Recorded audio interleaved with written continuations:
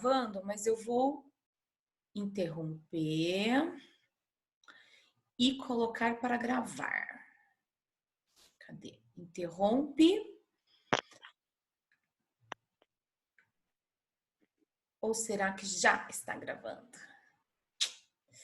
Já apareceu aqui, prof, gravando. Apareceu? Perfeito. Então, tá gravando e mandamos ver. É o seguinte, nós estávamos vendo os requisitos da petição inicial, nós estamos analisando os requisitos da petição inicial do artigo 319. A aula passada, nós interrompemos no artigo 319, inciso 4º, se eu não me engano. Deixa eu só olhar se é o 4º mesmo, que traz ali, né, o pedido e suas especificações. Sim, inciso 4º, que diz assim, né? Então, a petição inicial indicará, inciso 4º, o pedido e suas especificações. E é a respeito disso que nós vamos falar hoje. Vamos falar somente do pedido e as especificações dele, tá bom? Então, eu quero que vocês utilizem o código e olhem lá comigo no... Oi?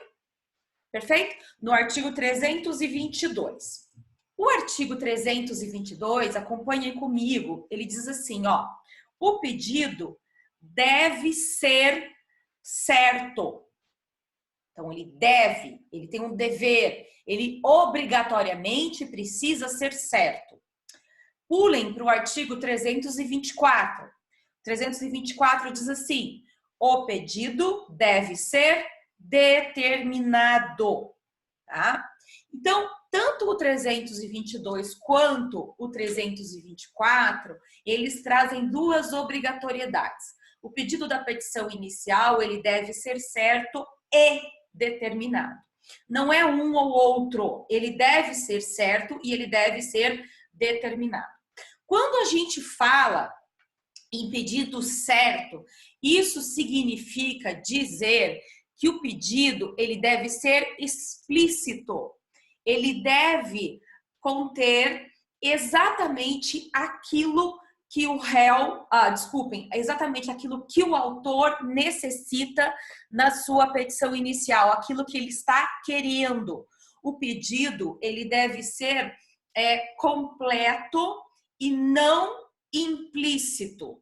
O que significa dizer, por exemplo, que o autor ele não pode pedir simplesmente assim, venho por meio dessa requerer a vossa excelência que condene o réu. Então, estão faltando algumas especificações. Você quer que o réu seja condenado a exatamente o quê? Tá? Venho por meio dessa requerer a vossa excelência que constitua uma nova relação jurídica entre autor e réu. Que tipo, que espécie de relação jurídica você quer que seja constituída entre o autor e o réu? Isso significa dizer que o pedido ele deve ser certo, tá? Não pode ser implícito. Contudo, existem sim, obviamente, né, como toda regra há a sua exceção, existem alguns pedidos que podem ser implícitos. Mas não é por escolha única e exclusiva do julgador, né? Porque vocês sabem que o julgador está adstrito aos pedidos feitos, formulados pelo autor ou ampliados pelo réu em uma reconvenção. Então, vejam, não é por livre escolha do julgador que ele pode analisar alguns pedidos que estão implícitos. É porque a lei assim determina. A lei diz que o juiz, ele obrigatoriamente precisa observar e fixar os honorários advocatícios. A lei também diz que, obrigatoriamente, o juiz precisa fixar na sua sentença as verbas sucumbenciais, né? As verbas que são devidas por aquele que foi sucumbente na demanda. Ele precisa fixar juros legais, né? A correção monetária, se ela existe naquela demanda. Então, quando a gente fala em honorários advocatícios, verbas sucumbenciais, quando a gente fala em juros legais, isso não precisa ser explícito na petição inicial pelo autor, tá? Se o autor quer fazer o pedido de maneira explícita, tanto melhor, né? Vocês verão, quando vocês forem estudar a prática processual, que um dos pedidos que a gente faz lá no final, né, é a condenação do réu em honorários sucumbenciais. E a gente sempre fala para vocês, viu? Lembrem-se que vocês vão precisar tirar o dinheiro de vocês, né? Os alimentos de vocês, né? O advogado precisa também sobreviver. Então a gente fala, ó, peçam sempre as verbas sucumbenciais. Mas se, porventura, o advogado, ele se eximir, ele se esquecer ou ele simplesmente não pedir, isso não significa que o juiz não vai analisar. O juiz analisa, sim, precisa analisar as verbas sucumbenciais. Se não o fizer, é caso de embargos de declaração, quiçá de um recurso de apelação, tá certo? Então, o pedido precisa ser certo e determinado. O pedido certo é o pedido expresso. Expresso, não expresso. Perfeito? Muito bem. A outra situação que eu coloquei para vocês é que o pedido deve ser determinado. Qual é o pedido determinado? É o do 324, que a gente acabou de ler também, né? O pedido determinado, eu acho que o Murilo está com o microfone aberto. Fale. Dá para desligar o microfone do Murilo? Tá dando muita interferência na tua aula. Murilo? Desligou. Ué, mas não é o Murilo. Desculpa. Não, tá desculpadinho. Acho que ele desligou de novo. Desligou. Aí, agora tá. Perfeito, perfeito. Aí, a segunda exigência do pedido é que ele seja determinado. Quando a gente fala em algo determinado, em um pedido determinado, significa assim, ó, que o pedido, ele não pode ser um pedido genérico. Ele deve ser especificado em seu gênero, em sua quantidade, né? Ele deve ser definido de uma maneira muito clara pelo autor.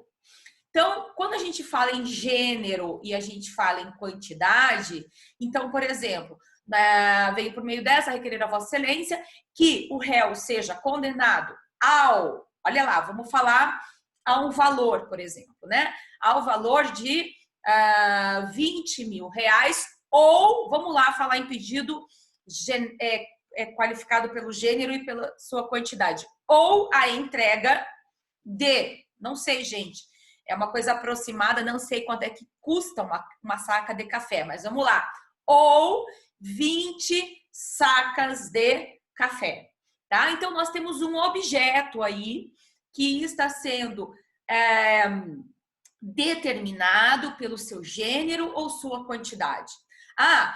Veio por meio dessa requerer a Vossa Excelência que o réu seja condenado à entrega de uma impressora e a gente qualifica essa impressora, traz toda a qualificação dela, tá? Então, isso será um pedido determinado pelo seu gênero e pela sua quantidade. Perfeito até agora? Então, ó, o pedido, ele deve ser certo e determinado. Bom, isso é o que ele deve ser. Contudo, a determinação do pedido, lá no artigo 324, que eu falei para vocês, né, quando ele fala do pedido determinado, ele tem algumas exceções. Vamos ver quais são as exceções do pedido determinado, tá? O 324, então, ele diz assim, ó, o pedido deve ser determinado. Parágrafo único, parágrafo 1º, é lícito, porém, formular pedido genérico. Meus caros, o que é o pedido genérico? É o pedido certo, contudo, indeterminado. E a lei traz apenas 3 exceções de pedido genérico, apenas 3, tá? São os 3 incisos ali do parágrafo 1º. E diz assim, ó, é lícito, porém, formular o pedido genérico. Inciso 1. O inciso 1, ele está se referindo a uma espécie de demanda que é conhecida por ações universais. Então, nas ações universais, é dado ao autor a possibilidade de formular pedidos indeterminados. O que são as ações universais? São aquelas ações em que nós estamos nos referindo a uma universalidade de direitos. O grande exemplo de uma universalidade de direitos é a herança. A herança constitui nada mais do que uma universalidade de direitos. Por que isso? Então, vamos ao exemplo do direito material. Vamos lá ao direito material. O que diz o direito sucessório? Com a morte da pessoa, ou seja, com a morte do autor da herança, os seus bens, essa universalidade de direitos que constitui todos os seus bens, sejam no que diz respeito ao ativo e no que diz respeito ao passivo, então isso de uma maneira bastante ampla, né? Todos os bens do autor da herança, do de cujus, são transmitidos automaticamente a seus herdeiros legítimos ou testamentários. Vejam, o que significa dizer isso? Significa que há transferência de uma universalidade de direitos aos herdeiros dessa pessoa que morreu, dessa pessoa que faleceu, tá? Mas, se nós formos entrar, por exemplo, com a ação de inventário, em algumas situações, nós não sabemos qual é a totalidade dos bens desse de cujus, dessa pessoa que faleceu. Então, o que vai precisar ser feito nessa ação de inventário? Vai ter um momento que se chama arrecadação dos bens. A arrecadação dos bens. E o que é uma arrecadação dos bens? Nada mais é do que especificar quais são os bens dessa pessoa. Então, vejam, quando a gente inicia a ação de inventário, nós não sabemos, em algumas situações, claro que em outras nós temos essa determinação, mas em algumas situações nós não sabemos qual é a totalidade dos bens do autor da herança, dessa pessoa falecida. Então, por essa razão, o nosso pedido nessa ação de inventário, esse pedido poderá ser um pedido indeterminado. Então, nós não conseguimos saber a extensão dos bens do autor da herança. Durante o processo de inventário, os bens vão sendo trazidos a esse inventário. Perfeito? Então, nessa ação, por exemplo, que é uma ação que a gente chama de uma ação universal, em que a gente não tem certeza de qual a extensão dos bens do autor da herança, o pedido poderá ser indeterminado. Perfeito? O inciso 2, ele traz uma outra possibilidade, né? Ele fala assim, ó, inciso 2 do 324. Quando não for possível determinar desde logo as consequências do ato ou do fato. O que quer dizer isso? Quer dizer assim, algumas ações a gente inicia sem ter noção da extensão do ato ou do fato ilícito, tá? Nós não podemos determinar na petição inicial qual é o alcance desse fato ilícito ou desse ato ilícito. Então, o exemplo que eu coloquei aí para vocês no material é a ação de reparação de danos.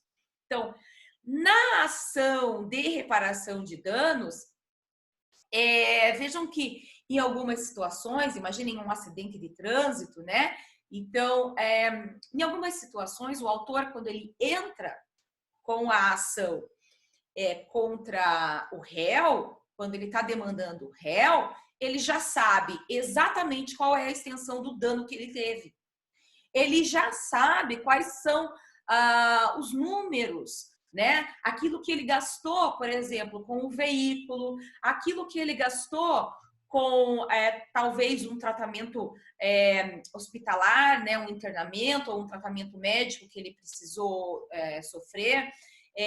talvez ele já sabe o quanto ele gastou com, sei lá, medicação, enfim.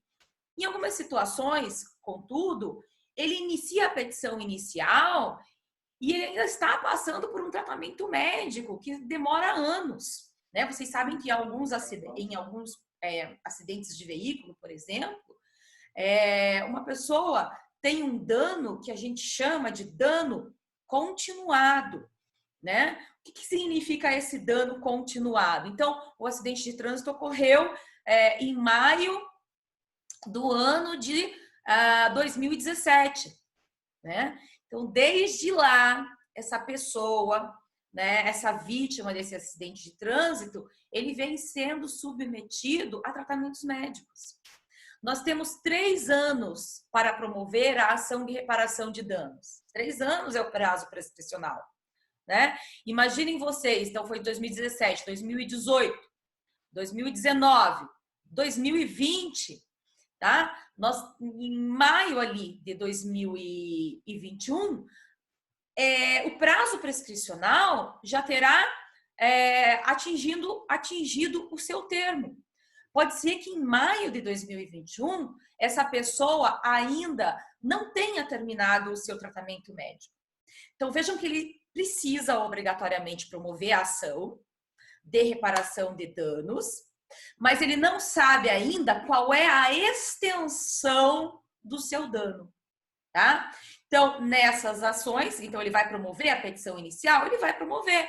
Ele precisa fazer isso, senão ele vai, a prescrição vai lhe alcançar e ele não vai mais poder promover essa demanda, tá? Então, nessas situações, nós temos um ato que aconteceu e um fato ilícito e ele constitui um fato ilícito indeterminado. Perfeito? Então, o que a gente precisa verificar ali? Se o dano ele já foi consumado ou ele trata-se de um dano continuado. Trata-se de um dano consumado ou trata-se de um dano continuado. Dano consumado, nós já sabemos exatamente qual é a extensão do dano. Dano continuado, como ele continua se estendendo, seus efeitos continuam se estendendo, nós não sabemos exatamente qual é a extensão desse dano, razão pela qual o pedido ele pode ser genérico. Perfeito? Muito bem. Ele é certo, mas ele é indeterminado. E por fim, o código, no artigo 324, parágrafo 1º, ele prescreve a seguinte situação. Quando a ação depende de um comportamento a ser adotado pelo réu. Né? O que é isso? Né? Aquelas ações, quando a determinação do objeto ou o valor ou do valor da condenação dependem de ato que deve ser praticado pelo réu. A primeira coisa que vocês precisam lembrar aqui é que existem algumas pessoas, alguns representantes em especial, que eles têm alguns deveres que são determinados pela lei. Pensem a seguinte situação, o síndico, o tutor, o curador, essas pessoas, por determinação legal, possuem alguns deveres a cumprir no seu exercício, né? Então, vejam, por exemplo, o curador. O curador, quando ele exerce a sua função, ele obrigatoriamente precisa prestar contas, em algumas situações, prestar contas mensais do seu exercício de curadoria. Tá? Então, vejam, quando a gente entra com uma ação de prestação de contas, por exemplo, contra um curador, esse curador, ele precisa trazer os documentos para comprovar que a sua curadoria está sendo feita de acordo com o que a legislação determina. Tá? A mesma coisa um síndico. Imaginem uma ação de prestação de contas promovida contra um síndico, né? Vejam, Quando a gente promove essa ação de prestação de contas contra o síndico, nós imaginamos que o síndico não está exercendo da maneira correta a sua função. Quem é que vai conseguir provar isso? Na verdade, o síndico precisa trazer alguns documentos ao processo a fim de que a gente saiba se ele está ou não cometendo algum ato ilícito. O que significa dizer que quando a gente promove a petição inicial, a gente não tem, de maneira determinada, como prever a extensão daquilo que nós estamos pedindo, tá? Por essa razão, também é uma espécie de ação em que o pedido deve ser certo, mas ele pode ser indeterminado. Então, o código, ele atua com 3 espécies diferentes de pedido genérico. Então, quais são? Nas ações universais, tá? Quando na petição inicial não há possibilidade ainda de prever a extensão do ato ou do fato ilícito, ou quando na petição inicial, naquela ação em especial, a gente depende de que haja um comportamento do réu a fim de que traga alguns documentos que comprovem a extensão do dano. Tá certo, gente? O pedido deve ser certo, o pedido deve ser determinado. Contudo, existem algumas possibilidades de pedido genérico trazidos pela norma. Muito bem. Vamos passar então para frente. Deixa eu ver se é isso aqui. Perfeito. O pedido, então, ele deve ser certo e determinado. Contudo, ele pode ser, desde que seja certo e determinado, ele pode ser alternativo, subsidiário e cumulativo. Vamos dar uma olhada nessa subdivisão, né, de pedido alternativo, subsidiário e cumulativo. Não é em todas as ações que nós temos esses pedidos alternativos, subsidiários e cumulativos, tá? Em algumas, ou na maioria delas, na verdade, nós temos, mas isso não é obrigatório. Então, vamos ver como é que a gente subdivide isso. O pedido, ele pode ser único, ele pode ser unitário, né? Então, é formulado apenas um pedido. Geralmente, nas ações declaratórias, meramente declaratórias, se faz um pedido unitário, né? A gente pede, por exemplo, né, vem por meio dessa requerer a Vossa Excelência, que declare a vacância da herança, que declare o vínculo existente entre autor e réu. Então, a gente está pedindo apenas uma declaração, né? Fazendo apenas um pedido. Ou até mesmo numa condenatória, né? Que a gente faz o pedido que o juiz condene o réu ao pagamento de determinada quantia. Então, é apenas um pedido que a gente está fazendo. Contudo, na maioria das demandas, o pedido, ele é cumulado. Ele não é um pedido unitário, tá?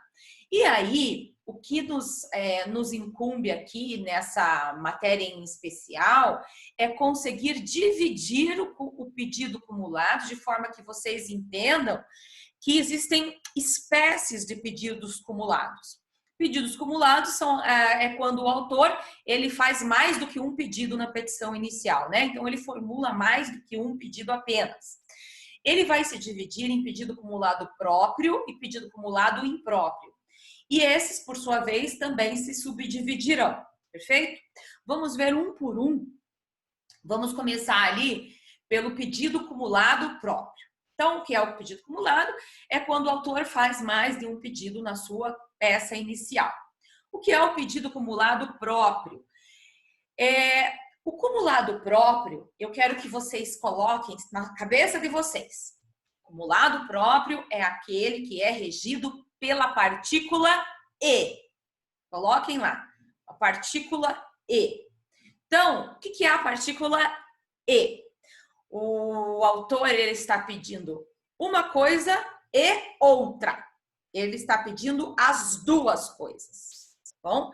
Então, ele quer o dano moral e o dano material. Ele pode pedir também mais coisas, professor? Ele pode fazer 3, 4, 5 pedidos próprios? Pode. Então, ele pede ali, ó,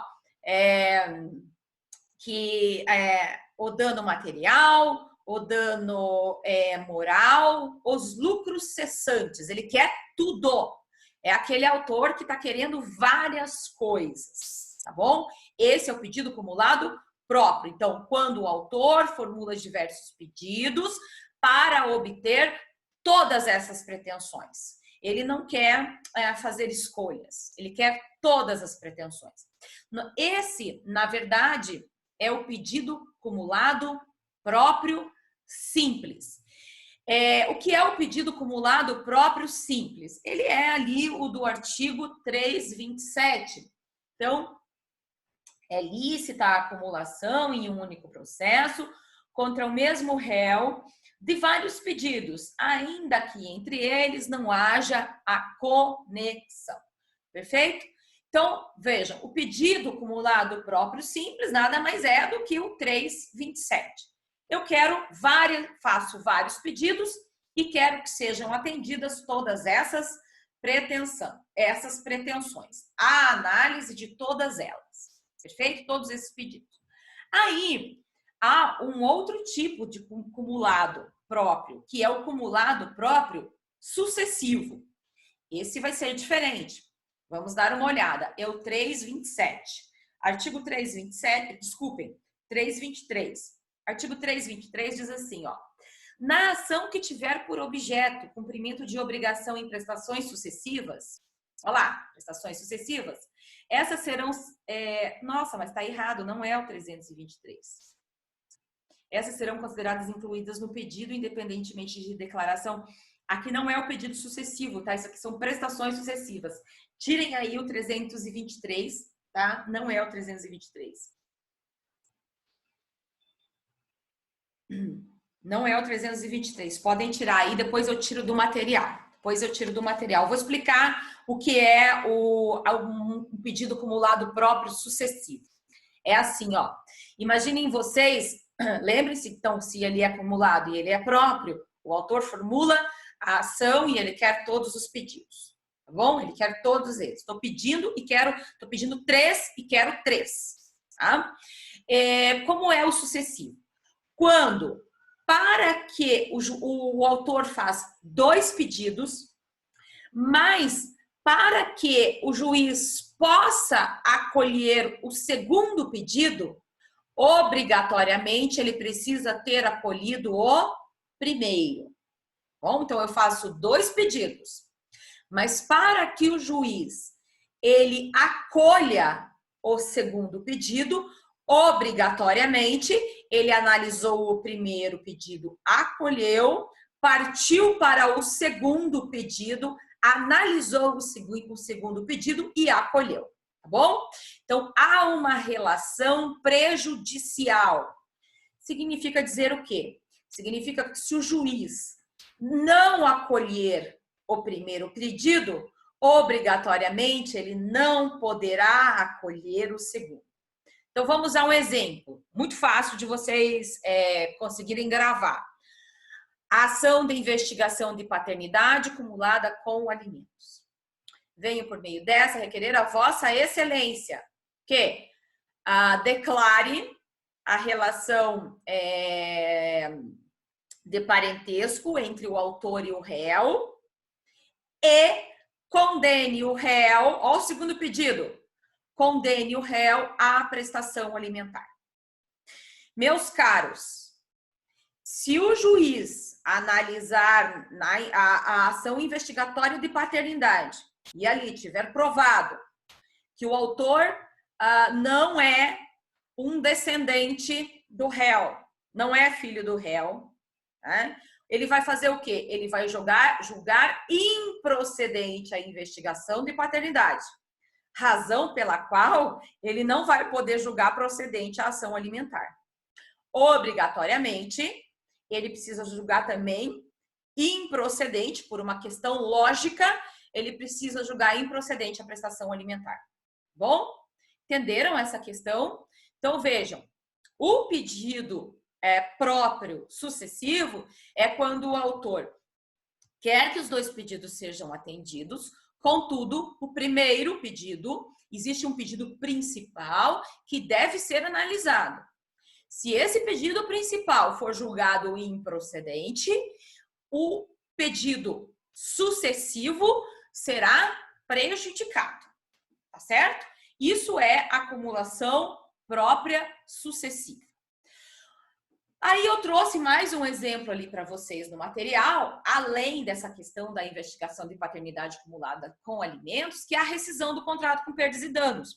Então, existe um contrato, então existe essa relação contratual entre o autor e réu, e a gente pede assim, ó, veio por meio dessa requerer a Vossa Excelência a rescisão do contrato, né?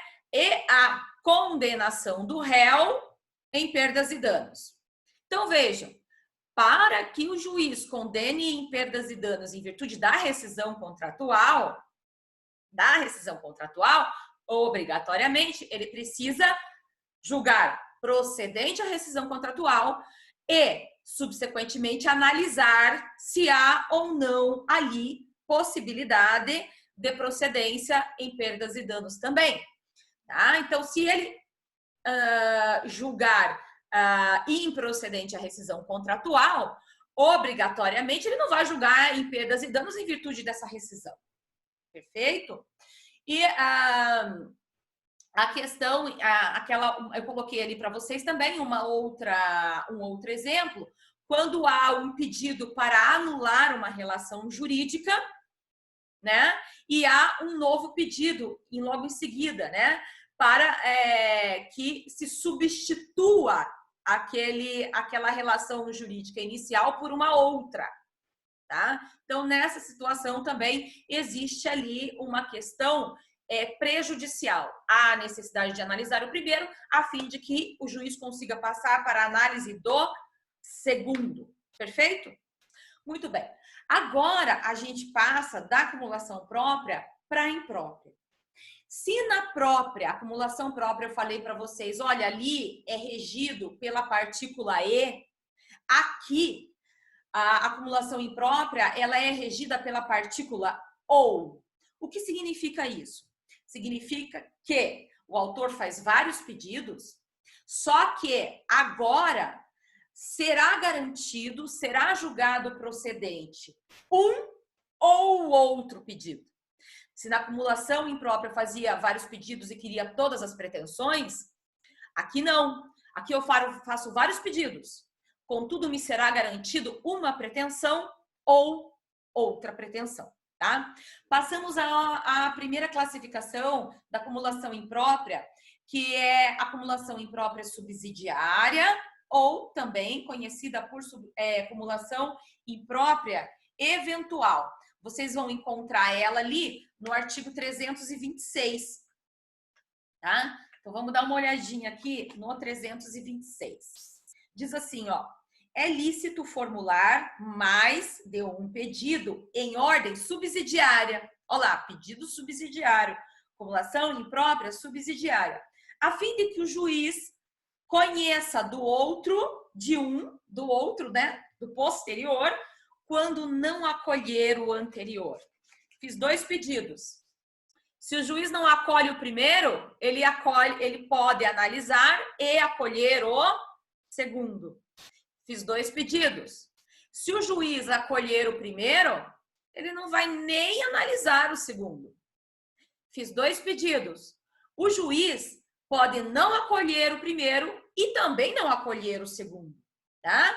Então, vejam, quem está estabelecendo aí uma hierarquia é o próprio autor.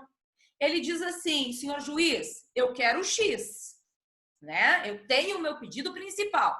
Mas se assim não entender Vossa Excelência, então pode me garantir o Y. Não tem problema, né? Então, vamos a um exemplo dessa acumulação. Peraí, deixa eu ver aqui. Vamos a uma situação, como é que se dá essa situação da acumulação imprópria, subsidiária ou eventual. Ou seja, aquela que se estabelece uma preferência, tá? Eu quero o pedido principal, só se assim não der, o senhor pode me dar a segunda oportunidade. Então, o autor coloquei ali para vocês, né? Quer o pedido A, que é o principal. Mas se não for possível, pode ser também o B, que é o subsidiário, tá bom? Então, primeiro o juiz, ele vai examinar o pedido A. Se A for acolhido, o juiz não analisará o pedido B. Vejam que eu trouxe ali um julgamento em recurso especial do